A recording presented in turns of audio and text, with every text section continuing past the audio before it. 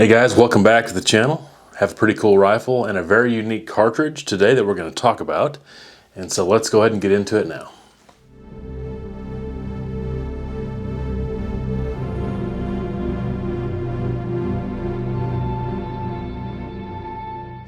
All right, so we have a Mauser 98. This is a Whitworth inner arms version of a Mauser. It's obviously been sporterized. The bolt handle's turned down. It's drilled and tapped for a scope. And the safety is over here for your thumb instead of being on top. Pretty cool gun. Thank you to the owner of this gun for letting me borrow it for the video.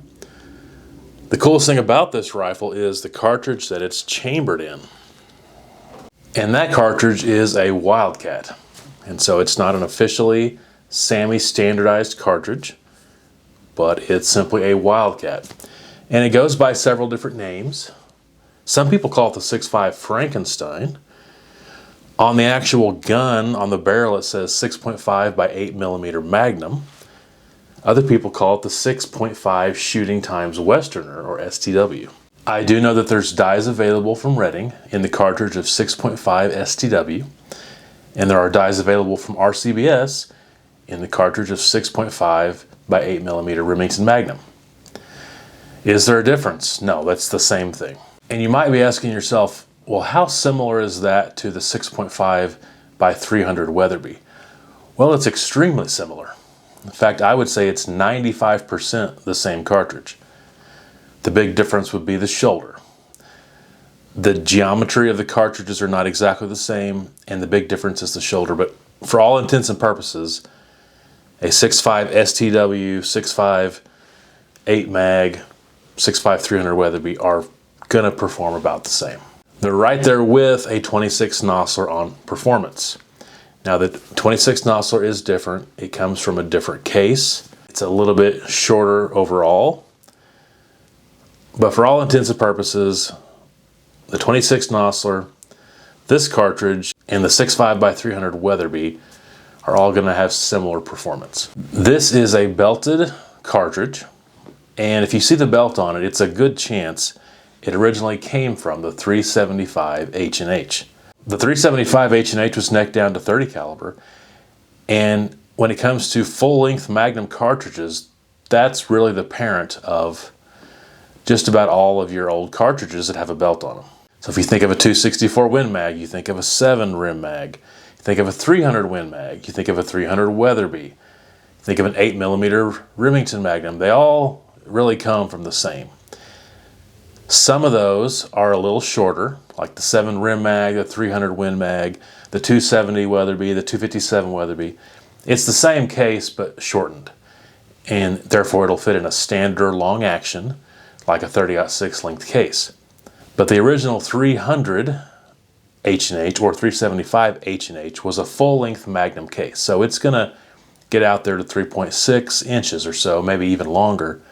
Not the 3.340 in that 30-06. And so the 300 Weatherby Magnum is an example of a full-length Magnum case that came from that 300 H&H. The 8mm Remington Magnum is another example that also is full-length and came from the same cartridge. There are different dimensions in body taper, and especially on the shoulder angle. The Weatherby cartridges have the double radius Venturi shoulder, and then these other cartridges don't. But they're so similar that when I was looking for a load to develop for this rifle, I actually used one from a 6.5 300 Weatherby. And the results were about what I thought. Now a 7mm Shooting Times Westerner is just simply an 8mm Remington Magnum necked down to 7mm. So all these cartridges are interchangeable. They're basically the same. They all come from that same H&H cartridge. That's why when you're talking about wildcats, it can be kind of confusing on what you're going to call it. Okay, so having said all that, let's talk a little bit about the cartridge. Now this is a hunting cartridge only. This is not one that you're going to get out every weekend and shoot it at the range and have fun with it, because its barrel life is going to be relatively short. It's a very overbore cartridge. It has a lot of powder in a very small bore, a 6.5mm. And so this is made to hunt with. You know, it only takes one shot to kill the trophy of a lifetime. And you can kill dozens and dozens and dozens, in fact, I guess hundreds in theory, of nice trophy animals with this rifle. So as a hunting rifle, it could last you a long time. But if you're taking it out every weekend and shooting it, or you're target practicing with it, it's not what it's made for, and it's gonna burn up the barrel pretty fast. Now, one thing about this cartridge is trying to get the right powder. I mean, you can use a lot of powders, but is it gonna give you good case fill? Is it gonna be able to utilize that big case? Probably not, unless you use a very slow burning powder.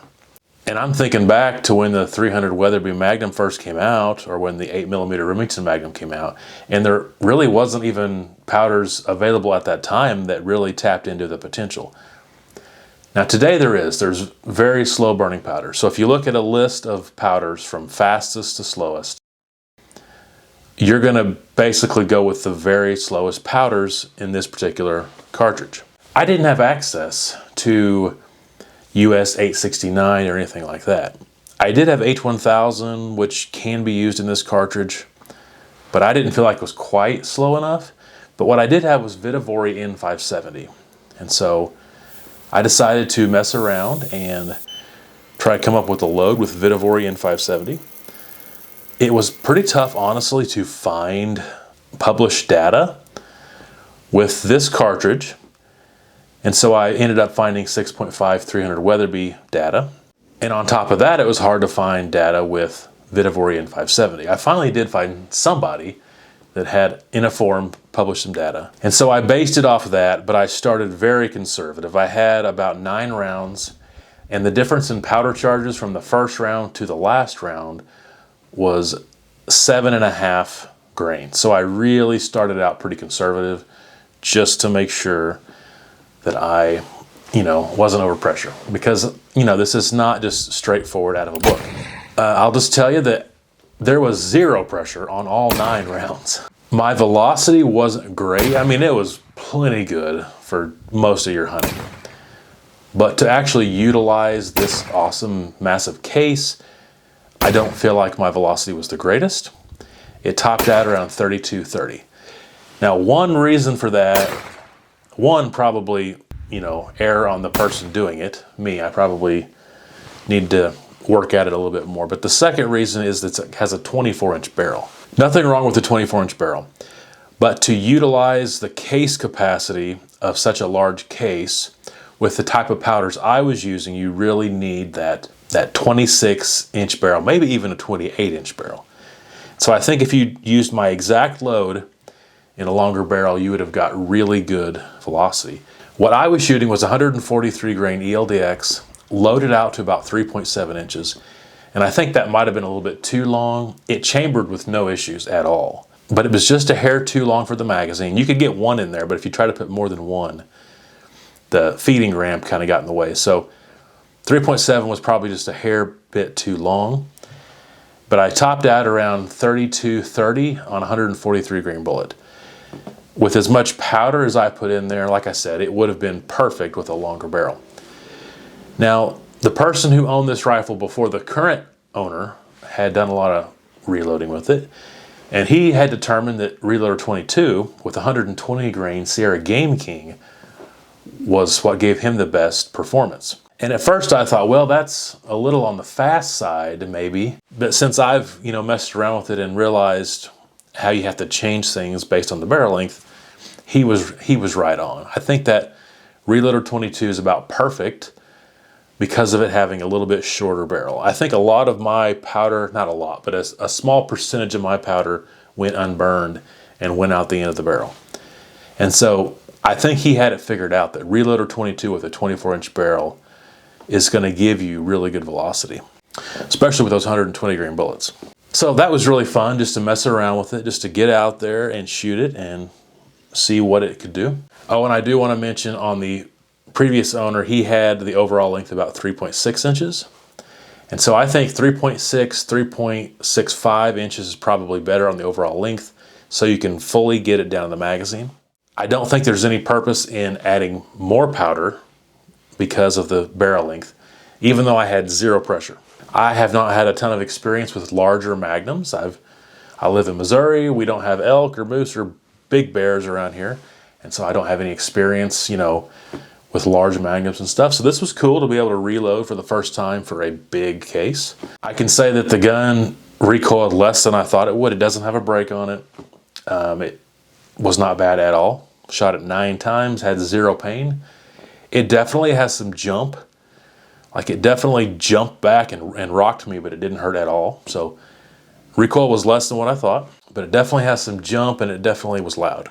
But yeah, if I go back to this, I will shorten the overall length slightly, and I'll probably go to something around Reloader 22, which I don't actually have any of that currently. I do have Reloader 23, and I might try to mess around with that with those 143 grain bullets. I'm not sure if that'll work or not, but it would be fun to try. But anyway, I've got this gun cleaned up, ready to give back to the owner. But in the right situation, in the right hands, this is a really cool rifle. And man, this could take down some serious game, pretty much any game in North America. And I personally just think it's a nice, beautiful rifle. A lot of rifles that look kind of like this from the 70s, 80s, and early 90s, and I've always thought they just looked really nice. Got an old vintage Tasco scope on it, you know. Nothing wrong with it, works just fine. I love Mauser actions. Overall, I have 0 to complain about. This was really fun. Oh, and I wanted to mention that the owner of this has killed several deer with this, and he showed me some of the pictures, and I cannot show you on YouTube, but he aims for the head. In those 120 Game Kings backed by Reloader 22, there's not much of a head left. So it's a very humane, quick kill, but he's killed a lot of deer with this, shoots them in the head. I think it would go without saying, a very flat shooting round.